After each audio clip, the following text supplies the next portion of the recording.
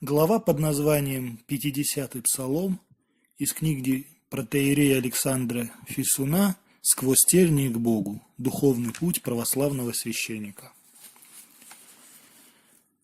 У Симеона Нового Богослова прочитал совет, что полезно 40 раз в день читать Псалом 50. Решил попробовать. Псалом этот покаянный, а покаяние никогда не помешает. Для того, чтобы не отвлекаться во время чтения, напечатал псалом на отдельном листе и наклеил его на картонку.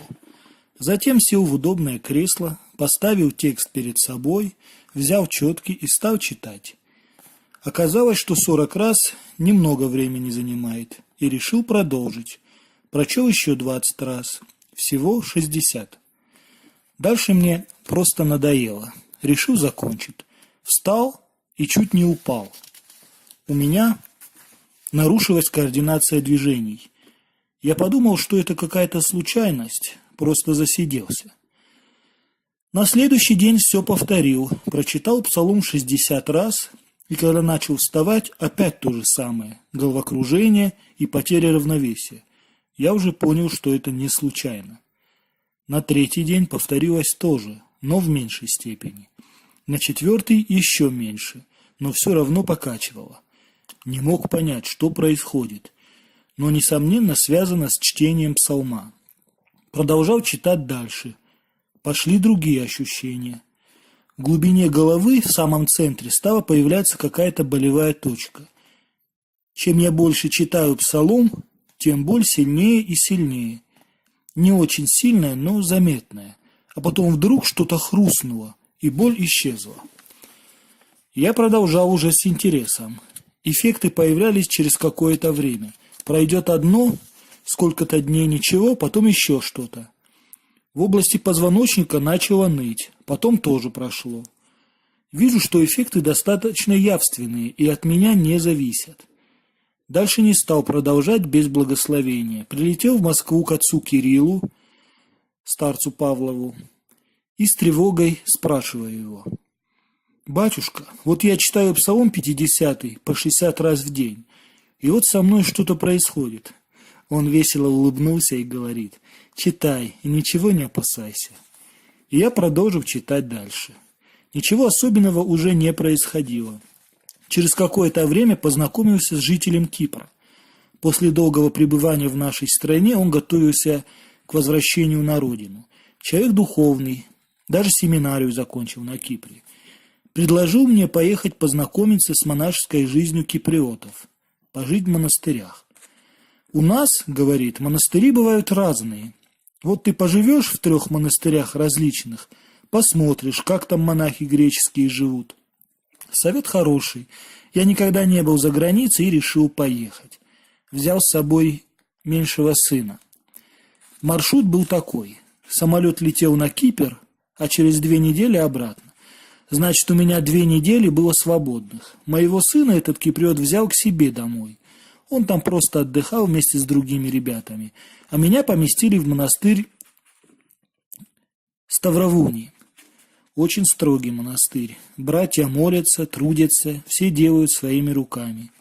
Очень хорошее впечатление у меня осталось, но никакого общения с братьями монастыря не получилось. В первый же день несколько братьев любопытных пришли ко мне в келью пообщаться, но они говорили по-гречески и по-английски. Великолепно. Там все английский знают. Я по-гречески вообще никак, а по-английски, можно сказать, тоже никак. Поэтому ничего и не получилось. Поулыбались, Russian, на этом все кончилось. Остался я один.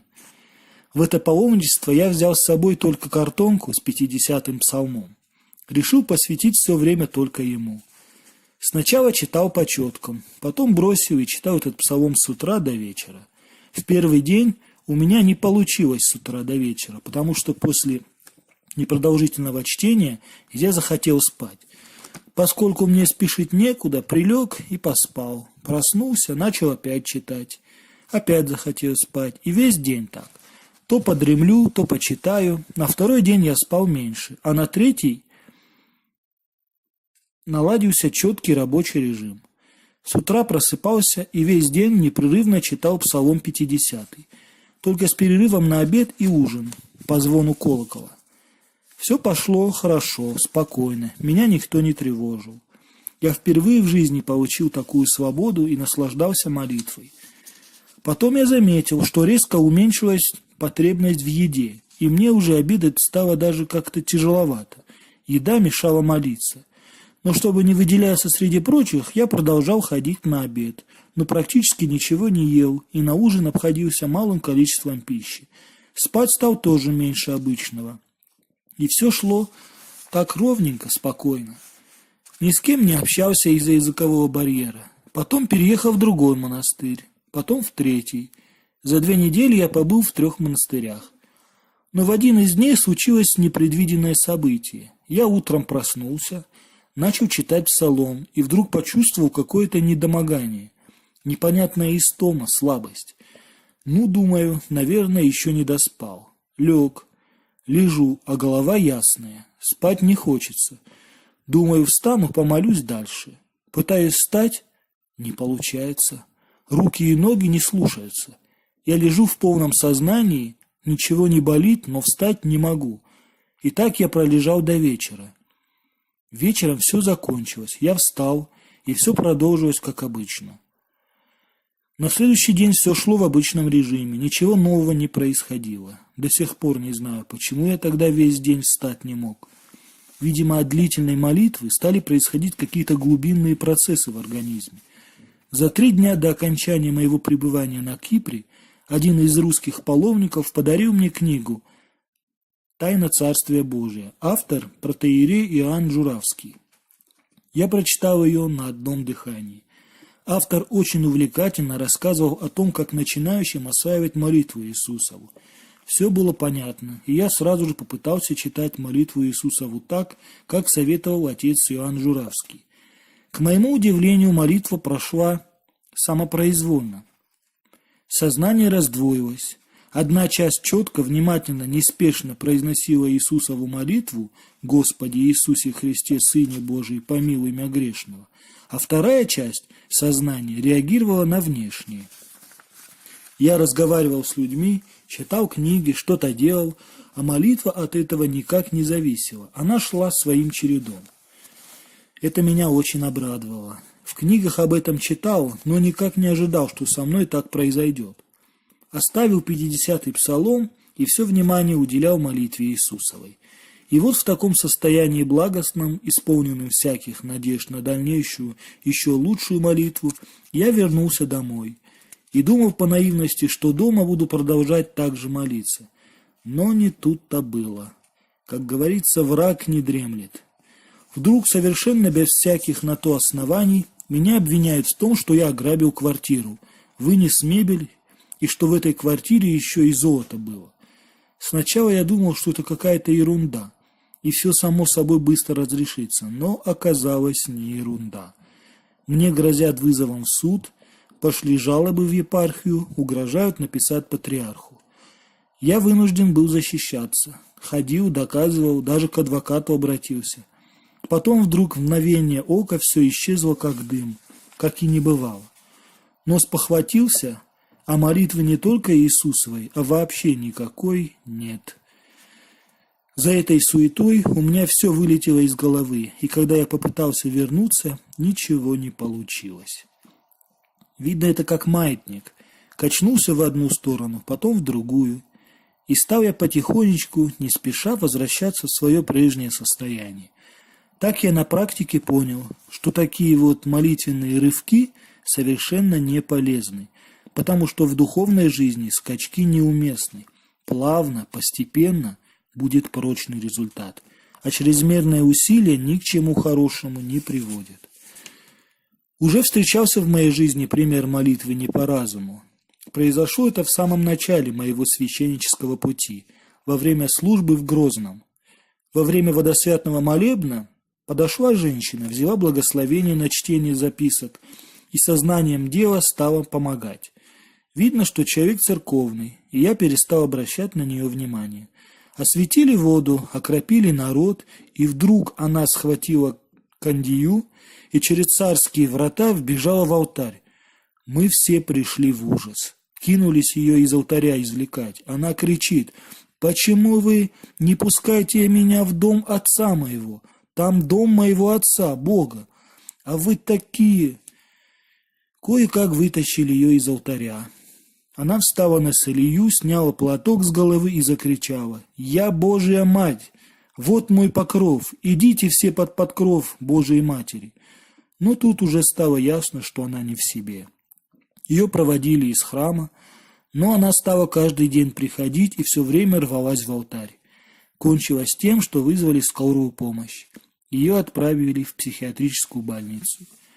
Но попутно выяснилась предыстория заболевания. Несколько прихожан, недовольных тем, что в храме священники молодые, неопытные, решили спасаться сами. Они набрали книг богослужебных, уехали в горы и прожили там несколько месяцев в непрестанной молитве с утра до вечера. Эта женщина была одной из них. Что стало с другими, я не знаю. Постоянное чтение покаянного 50-го псалма не опасно, ведь это покаяние, а непрерывная молитва Иисусова вызывает сильные нападки бесовские и требует постоянного духовного руководства. Я приступил к ней без благословения, и хорошо, что бесовские нападения были непродолжительными и относительно слабыми, могло быть гораздо хуже. Молитва Иисусова прекратилась, и я вернулся к чтению 50-го псалма. Длительная практика показала, что лучше читать намеченное количество непрерывно, а не частями. С утра вставал пораньше и 90 раз прочитывал псалом, а потом занимался всякого рода делами, служебными и прочими, а в уме повторял его. Он не сам собой шел, а требовал внимания, но не напряженного. Довольно легко получалось читать псалом и считать количество. И за день я добавлял еще 90 раз. В итоге в день 180 раз я псалом прочитывал. Так продолжалось довольно долго. И вдруг я почувствовал, что с сердцем у меня начало что-то происходить. Появилась теплота, потом шевеление, а потом то, что я читал у святых отцов, но никак не ожидал, что со мной это может быть. Я опять перепугался и бегом к отцу Кириллу. Прилетел в Москву, приехал в Лавру и рассказываю: «Батюшка, вот у меня такое и такое, читаю псалом 50, а сердцем что-то, не опасно ли?» Он внимательно выслушал и рассмеялся. «Читай его и без меры, и сверх меры, и сколько хочешь, ничего плохого не будет».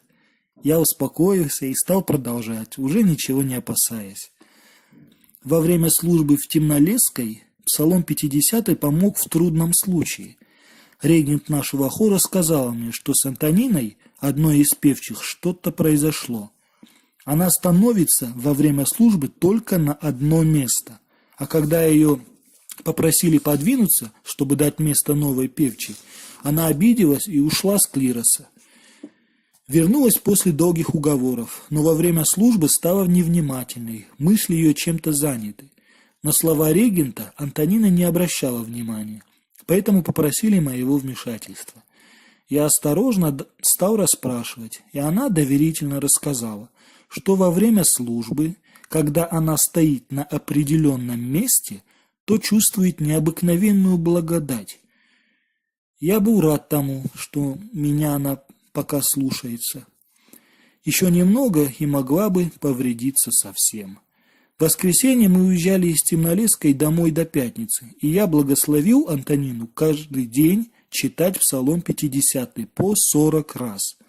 Молиться она любила и с радостью приняла мой совет. Приезжаем в следующую пятницу.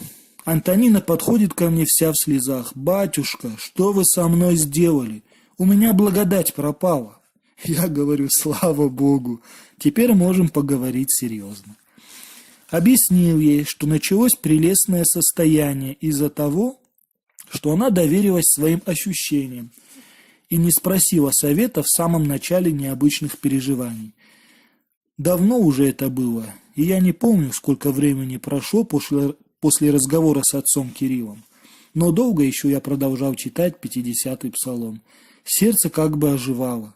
Никогда до этого я не ощущал сердца. Работало оно себе и работало, и никаких ощущений.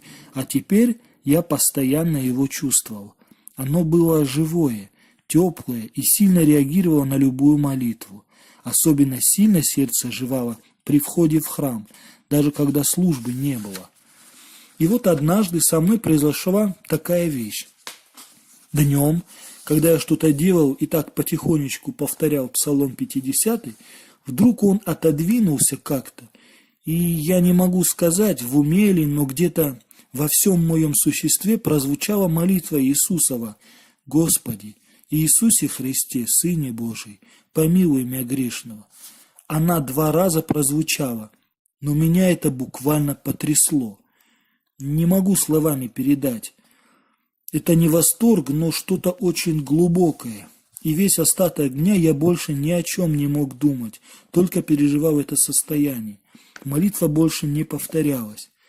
Дальше опять я начал читать Псалом 50, долгое время читал, и потом еще раз это также повторилось. Псалом отодвигался, и сама собой звучала Иисусова молитва. И опять было очень сильное потрясение. С самого начала священнического служения я находился далеко от дома. Сначала в Грозном, потом на разных приходах, но всегда далеко. И нарастало неразрешимое противоречие. Если редко бываю на приходе – плохо, если чаще на приходе – семья страдает. Не могу же я все время семью возить с собой на службы. Дети подрастали, не видят меня, начинались проблемы с воспитанием. И дочь возить с собой на каждую службу довольно сложно. В общем, проблем было много. Стал я просить у владыки, чтобы он перевел меня куда-то в такой храм, где был бы церковный дом, и я со всей семьей жил бы на приходе, и уже никуда бы не ездил. Но владыка как-то равнодушно отнесся к моей просьбе и сказал: «Пока нет у меня такой возможности, я подумаю». Год я подождал, ничего не меняется. Опять к нему пришел. Говорю: «Владыка, может, я в какую-нибудь другую епархию перейду? Если найдешь, поезжай, я тебя отпущу». Я опять отправился к отцу Кириллу и спросил, в какую мне епархию поехать. Отец Кирилл долго молился, потом сказал: «В Калужскую». Владыка Климент согласился принять меня в Калужскую епархию. Формальности с переводом были непродолжительными. Вскоре я поехал к новому месту службы с большими надеждами на продолжение чтения 50-го псалма.